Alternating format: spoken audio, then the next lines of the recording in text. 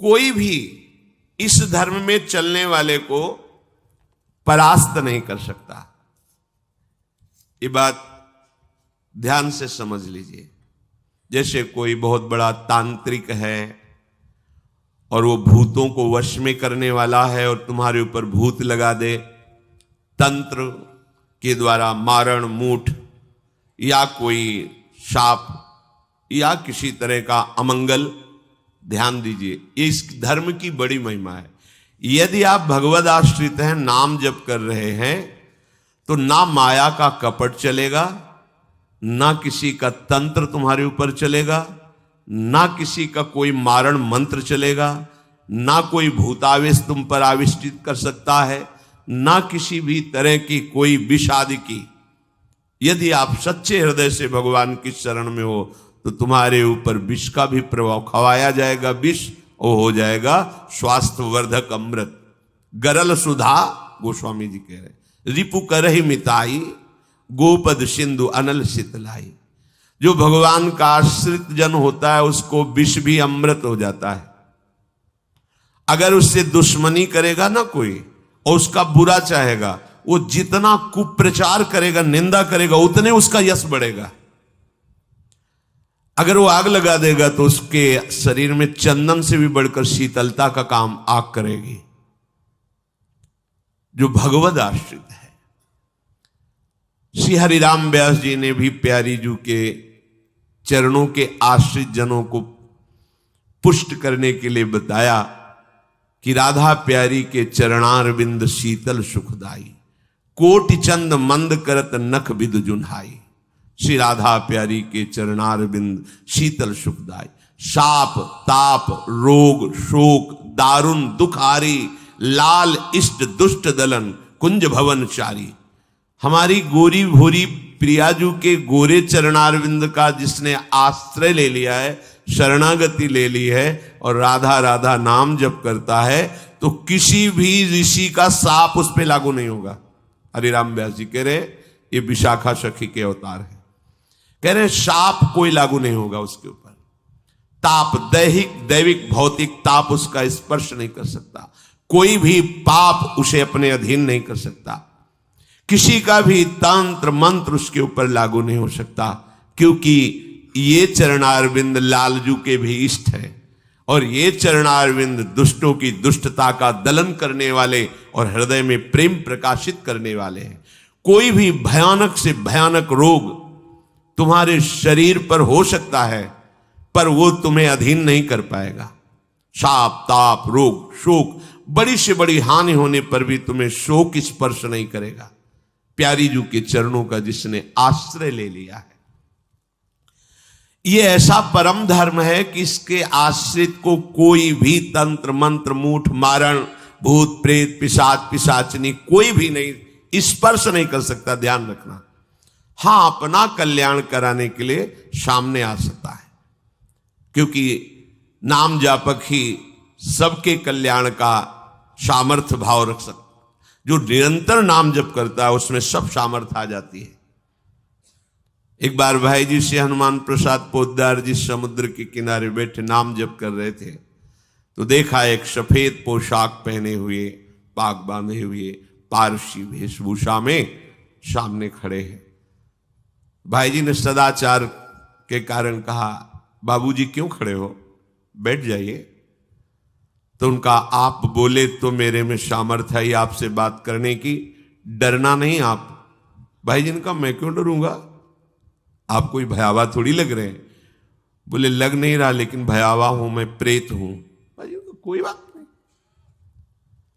जो भगवत भजन में ये सब कई जगह ऐसा घटना में, गंगा किनारे जैसे श्मशान है, ऐसा नहीं कि प्रेत योनि नहीं होती, होती है, पर वो प्रभाव नहीं दिखा सकती। ऐसे प्रत्यक्ष देखा है। भाई जी ने कहा कि तो आप हमारे पास क्यों आए हो? बोले अपना उद्धार कराने के लिए। मुझे गीता कंठस्थ है, बहुत से शास्त्र कंठस्थ हैं, पर कुछ ऐसी मेरे से गलतियां हो गई जिनके परिणाम रूप मुझे प्रेत योनि प्राप्त हुई है। फिर मुझे आंतरिक संकेत हुआ है कि आप हमारा कल्याण कर सकते हो। भाई जी ने कहा तो बड़े आश्चर्य की बात है कि आपको गीता कंठस्थ है और फिर आप प्रेत योनि में गीता के एक श्लोक बोल दे तो प्रेत तो मुक्त हो जाता है। बोले मुझे से कुछ ऐसे भयानक अपराध हो गए, जैसे गुरुद्रोह है, वैष्णव अपराध, ये बड़े भयानक अपराध होते हैं। जब किसी का पतन होना होता है तो माया यही खेल खिलवाती है, क्योंकि और सब पाप हैं वो दरस परस अगनाश, गुरुजनों के संतों के दर्शनों से ही नष्ट हो जाते हैं। लेकिन संत द्रोह, नाम जापक, वैष्णव द्रोह, गुरु अवज्ञा, गुरुद्रोह, ये भयानक अपराध होते हैं, इनसे दुर्गति हो जाती है। तो अपना कल्याण करने के लिए कोई ऐसा भले नहीं तो किसी भी भक्त के सामने, भगवद आश्रित नाम जापक के सामने किसी का चेटक नहीं चलता है। मथुरा दास जी की भक्ति का प्रभाव, हजारों लोग अनुयायी, हजारों लोग शिष्य बन गए। तो अब वो तांत्रिक था, तंत्र मंत्र का उसे बहुत ज्ञान था। श्री मथुरा दास जी जिस नगर में रहते थे वहां वो जाकर अपना नाटक शुरू किया। उसने सब जगह प्रचार प्रसार किया। मैं गंडकी नदी में 12 वर्ष तक खड़े होकर के तपस्या करके आया हूं, केवल दूध का आहार करता था, उसके प्रभाव से शालिग्राम भगवान हमारे बस में हो गए। और आप सबको मैं दिखा सकता हूं कि शालिग्राम मेरे वश में है, देख लीजिए। सिंहासन लाता, बाहर रखता, हजारों की भीड़, ऐसे ऐसे करता तो वो ऐसे शालिग्राम उठते और नाचते हुए ऐसे ऐसे ऐसे फिर रख जाते, फिर ऐसे ऐसे ऐसे ऐसे। अब तो सबको आश्चर्य हो रहा, जैसे चुटकी बजा रहा वैसे शालिग्राम की बटिया ऐसे ऐसे ऐसे।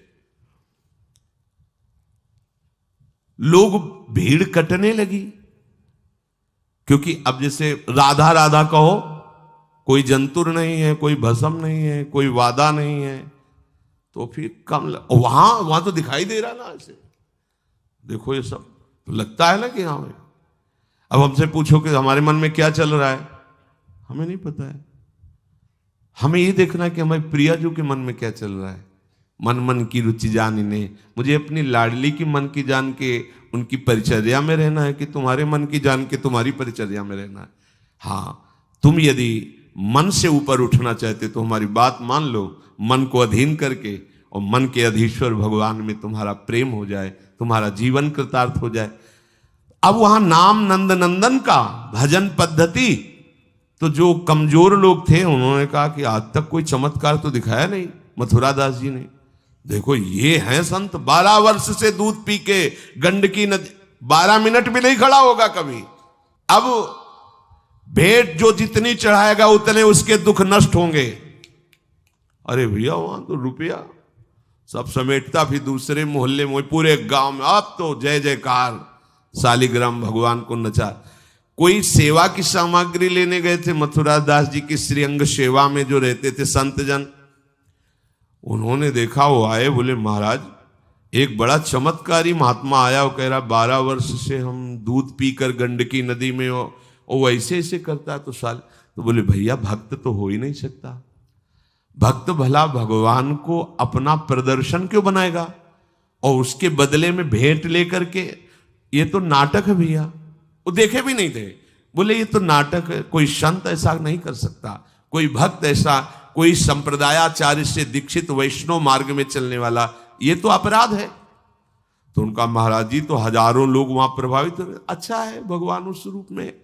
बोले नहीं महाराज, फिर सत्य मार्ग के प्रकाशित करने के लिए आप यहां विराजमान, अगर उसका कपट पाखंड चला तो हजारों लोग धोखे में हो जाएंगे, चलो आप एक बार उसके सामने।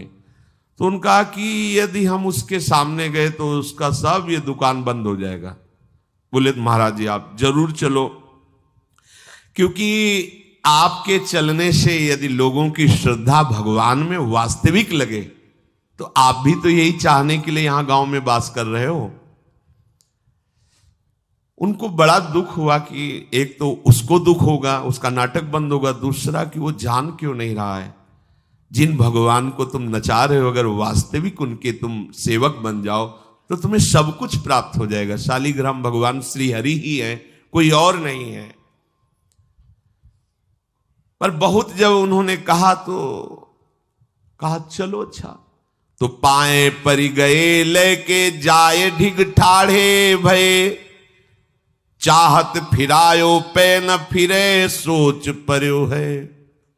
जान गयो आप कछु याही को प्रताप ये पे, मारो करि जाप यो विचार मन धर्यो है। मुठी ले चलाई भक्ति तेज आगे आई नाही, वाही लपटाई भयो ऐसो मानो मर्यो है। हुए करि दयाल जा जीवायो समझायो, प्रीति पंथ दर्शायो ही भायो शिष्य कर्यो है। सभी शिष्यों ने चरण पकड़ करके मथुरा दास जी को मनाया कि आप वहां चले। तो आप गए सादे वस्त्र, एकदम सहज स्वरूप साधु का। जाके भीड़ भी इनके साथ है कि भाई मथुरा, उनका भी प्रभाव था तो बहुत सी भीड़ साथ गई। जाकर के गांव वालों ने कहा कि भैया वो आप जो स्वामी जी दिखाते थे शालिग्राम भगवान का चमत्कार वो दिखाइए, हमारे गुरुजी आए हुए हैं। ये तो उसने जाना था कि महिमावान है तभी तो वो आया था, पर उसको ये पता नहीं था कि हमारा प्रोग्राम इनके सामने नहीं चल पाएगा, क्योंकि भगवान नाम जापक के आगे कोई तंत्र मंत्र, कोई श्राप पाप ताप ये सब नहीं, वास्तविक जो भगवत मार्ग में है। अब उसने निकाला सिंहासन और पूरा सब शालिग्राम जी को, तो केवल चुटकी ही बज रही थी, शालिग्राम भगवान वहीं बैठे थे। हर प्रयास कर लिया, कोई चमत्कार नहीं। लोगों ने कहा कि दिखाओ ना, अब ये हमारे गुरुजी हैं, गांव में रहते हैं। अब भक्त की निष्ठा के सामने भगवान को भी छोटा बनना पड़ता है। इतने महान भगवान भक्त बलि जी के सामने बामन बन के भीख मांगने के लिए गए। भक्ति निष्ठा जीत सकते थे, आज्ञा दे सकते थे, ना आज्ञा दी और ना विजय प्राप्ति की। भिक्षा में मांग करके दिया माता अदिति को कि आपकी चाह है कि राज्य पद देवराज को मिले, तो आपकी आराधना से मैं जाऊंगा, पर वो मेरा भक्त है, ना युद्ध करूंगा ना आज्ञा दूंगा, पर मांग के लाऊंगा। भगवान भिक्षुक बन के गए। भक्त के आगे नौटंकी नाटक कहां चल सकता है? अरे जुगनू तब तक चमकती रहे जब तक सूर्य प्रकट नहीं होता। सूर्य प्रकट हुआ तो लाखों जुगनुओं का कोई मतलब नहीं रह जाता। नौटंकी नाटक, ये साधुता का भेष धर के कितने दिन चलेगा? जिस दिन पोल खुलेगी ना, उस दिन सब नष्ट हो जाएगा, सब नष्ट हो जाएगा। लोग परलोक तो पहले ही नष्ट हो चुका था। पाखंड न करे। हम कह रहे हैं तुम्हें धन चाहिए, तुम्हें सम्मान चाहिए, राम राम भजो, कृष्ण कृष्ण भजो, हरि हरि भजो, विश्व नमन करेगा, ईमानदारी से भजो। हमने ऐसे संत भगवान देखे, ककहरा नहीं पड़े, कुछ नहीं जानते, बस एक ओम, दुई ओम, तीन ओम, चार ओम ऐसे जपते, और लोग न्यौछावर थे, सीधे सरल ओम ओम, राम राम, कृष्ण कृष्ण, साफ सिद्ध। कबीरदास जी जैसे वहां पर राम राम राम राम। श्री स्वामी सत्संगानंद जी महाराज बक्सर, बस इतने। जब कोई बेटा राम राम, ऐसे लगते थे कि मतलब इनको पी जाएं, अपने हृदय में रख ले, इतने दुलारे वयोवृद्ध थे। ऐसा सुंदर रूप, ऐसी कोमलता, ऐसा आकर्षण, राम राम राम राम। अरे प्रभु के नाम में क्या नाटक करने की जरूरत क्या है? पाखंड कर। प्रभु महालक्ष्मी पति हो, तुम्हें लक्ष्मी ही चाहिए तो वो सब दे देंगे। काहे को नाटक करे? काहे को किसी को भ्रम में डाले? तुम भ्रम में हो, दूसरे, अरे भैया तुम राम राम जपो, कृष्ण कृष्ण जपो, तुम्हारा मंगल इसी, बस इसी में मंगल होगा, दूसरा मंगल कर ही नहीं सकता। अब उनके प्रभाव से उनका कुछ नहीं हुआ।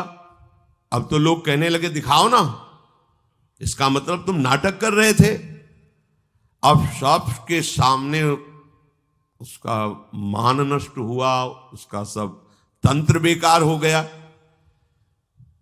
कुछ लोगों ने कहा पकड़ो और मारो इसको, पीटो, बहुत नाटक करके रुपया कमा लिया, सब छीन लो, धन छीन लो। किसी ने कहा मार पीट के इसे न्यायाधीश के पुलिस डिपार्टमेंट को दो। ये मथुरा दास जी ने सबसे कहा देखो अगर हमको लाए हो तो हमारी बात मानो, इनको किसी भी तरह का कष्ट मत दो, कोई भी बंधन नहीं, और उनसे कहा, भैया आप जिसका नाटक कर रहे हो ना, अगर सत्यता से इसे मान लो तो जिन लोगों ने रुपए चढ़ाए ये बहुत थोड़े हैं, वो तुम्हें निहाल कर देगा। सत्यता से भजन करो, ये काहे को नाटक करते हो। इतना कह के वो चले गए, पर उसको समझ में नहीं आया। उसने कहा, अच्छा तुम अपनी दिखा दी, अब मेरी देखना। सबके बीच में कहा, तुमने अपनी दिखा दी, अब मेरी। मूर्ख को समझ में नहीं आता। उसने कहा, ठीक है तुमने दिखा दिया, अब कल सुबह तक तुम देखना कि मैं तुम्हारा क्या करता हूं। क्योंकि उसे मारण का प्रयोग आता था। अब ये क्रोध उत्पन्न हो जाए तो राक्षस बना देता है, और क्रोध उत्पन्न होता है कामना से, और उसकी कामना सब नष्ट हो गई ना, सब किया कराया सब माटी हो गया, क्योंकि लाखों लोग प्रभावित हो रहे थे। अब वो क्रोध के वशीभूत होकर तामसी जप करने लगा। तामसी जप होता है विनाशकारी। अपवित्र सिद्धियां उसके पास थी। पवित्र सिद्धियां भी होती है जो दूसरों का मंगल करती हैं, अपवित्र सिद्धियां होती हैं जो दूसरों का नाश करती हैं। उसने मारण विद्या का अनुष्ठान किया, जिसे देहाती भाषा में मूठ कहते हैं। आज मैं इस अभिचार से उस महात्मा का सर्वनाश कर दूंगा। भूल भूल भारी भूल। जो साधु की मीच तक है वो उसी मीच से मरता है, ये तो समझ में ही नहीं आया। सरस्वती जी को देवता और ब्रह्मा जी सब प्रार्थना कर रहे हैं कि अयोध्या वासियों की बुद्धि तो बदल दी, वापस गए। भरत जी आ रहे हैं, इनकी बुद्धि बदल दो, नहीं भरत जो कहेंगे वही राम करेंगे। तो दिमाग पलट गया है भरत की बुद्धि। अरे प्रभु का इशारा था, इसलिए अयोध्या वासियों की बुद्धि बदल दी। भरत जी के विषय में सोचोगे भी तो नष्ट हो जाओगे। महाप्रेमी भरत के विषय में सोचना ही तुम्हारे लिए अमंगल हो जाएगा। और हम क्या, करोड़ों सरस्वती भी हो तो भरत की भाव भरी भक्ति में बाधा नहीं पहुंचा सकती। अब उसने प्रारंभ किया बैठ करके आसन में मूठ का। एक खप्पर जैसी आकृति प्रकट होती है और उसमें जाजुल्यमान तेज होता है, और वो जहां जाएगा तो जिसके पास जाना है वहीं शुरू हो जाएगा उसका खून पोकना, नीचे से शौच द्वार से मुंह से वो खून की उल्टी आना, उसके पहुंचते पहुंचते, और जहां पहुंची तो वो नष्ट हो जाएगा, मर जाएगा और वापस चली जाएगी। वहां जाके प्रमाण देगी कि हम काम कर रहे हैं। वहां भक्तों ने देखा कि एक खप्पर में आग जलती हुई राउंड राउंड ऐसे गोला होता, तो जाके कहा मथुरा दास जी ये उसकी चलाई हुई मूठ है, तुम कुछ परेशान मत हो, यहां कुटिया की डेहरी में भी प्रवेश नहीं करेगी। अब वो आकर के मारण बस वहां घूम रहा है। मथुरा दास जी निकल के आए, हाथ जोड़ा, क्योंकि सब मंत्र सब सिद्धियां भगवान की, तो ना चाहे पवित्र हो या अपवित्र हो, तो उन्होंने कहा तुम सर्वज्ञ भगवान की ही शक्ति से संपन्न हो, तुम जानती हो कि हमारा कोई अपराध है क्या? अगर अपराध है तो हम बाहर निकल के आते हैं, आप हमें नष्ट कर दो। यदि अपराध नहीं है तो जिसके द्वारा किया गया उसको दंड दो। तुरंत मूठ वापस हुई, कोई मंत्र मंत्र नहीं पड़ा, तुरंत वो मारण वापस हुआ। उधर शुरू हो गया उसका खून, नीचे से ऊपर से, जैसा इनके जैसे काशी नरेश को जब पौंड्रक राजा के साथ भगवान ने उद्धार किया तो उसके लड़के का नाम था सुदक्षिण। वो पंडितों से विला बोला, ऐसा मारण प्रयोग कर सकते हो कि द्वारिका को मैं द्वारिकाधीश नष्ट कर दे। मंत्र में ताकत होती, पर उनको ये पता नहीं था जिससे मंत्र प्रकट हुए भला उन पर कैसे प्रभाव चले। उन्होंने कहा हाँ, तो उनका भारी दक्षिणा देंगे। तो काशी में अनुष्ठान शुरू हो गया और प्रकट हुई कृत्या। ऐसा नहीं, मंत्रों में ताकत होती है। पर भगवान शिव ने प्रकट होकर कहा था कि जो ब्राह्मण भक्त नहीं है, जो ऋषि भक्त नहीं, उसी पर ये मारण का प्रयोग काम करेगा, अन्यथा नहीं। तो भगवान का नाम ही नमो ब्रह्मण्य देवाय गो ब्राह्मण हिताय च। अब मारण कृत्यारूप रखकर द्वारिका को जलाने के लिए गई। द्वारिकावासी भागे, भगवान से कहा, भगवान ने सुदर्शन जी को आज्ञा किया करो हिसाब। भगाते हुए कृत्या को ले गई, तो कृत्या ने पहले उन ब्राह्मणों को मारा, तो दक्षिण को मारा। फिर सुदर्शन ने कृत्या को नष्ट किया और पूरी काशी में आग लगा दी। ये भागवत में वर्णन है। भगवत भक्त या प्रभु के ऊपर कोई मारण चलेगा क्या? वो मारण उसी बाबा जी के पास जो नौटंकी कर रहे थे शालिग्राम के नचा, अब तो त्राहिमाम मच गया। और वो संत भगवान गए, क्योंकि पता था कि बचेगा नहीं, मंत्र का प्रयोग है। गए और भगवान नाम उच्चारण किया, कृष्ण कृष्ण कृष्ण। नंद नंदन के उपासक थे। और मूठ से कहा शांत हो जाओ, भक्त की आज्ञा का पालन हर मंत्र करेगा, क्योंकि मंत्राधिष्ठात्र भगवान का आदेश है। शांत हो गई मूठ। और उनसे कहा भैया देखा, तुम्हारा ही मंत्र तुम्हारे को अभी मार देता, अब सुधर जाओ। मतलब मृत्यु दशा को प्राप्त हो गए थे। संतों के हृदय में बदला लेने की कहीं कोई वृत्ति नहीं होती। संत कभी नाराज होते हैं तो उसमें मूल देख लेना आप विचार करके। आप जब अपना अमंगल करना अपना, तब वो आपसे नाराज होंगे। अगर आप उनका कोई कष्ट, वो नाराज नहीं होंगे, वो सह जाएंगे और आपका मंगल मनाएंगे। जब आप अमंगल अपना कर, तब वो डांटते हैं। अगर आप वो ये देख लें कि आप प्रहार कर रहे हो, तो फिर वो नहीं, फिर तो तुम्हारा मंगल मनाएंगे, आप उनको मारो, कभी डांटेंगे नहीं। बड़ा कोमल चित्त संतों का होता है। संतों के हृदय को केवल संत ही जान सकते हैं।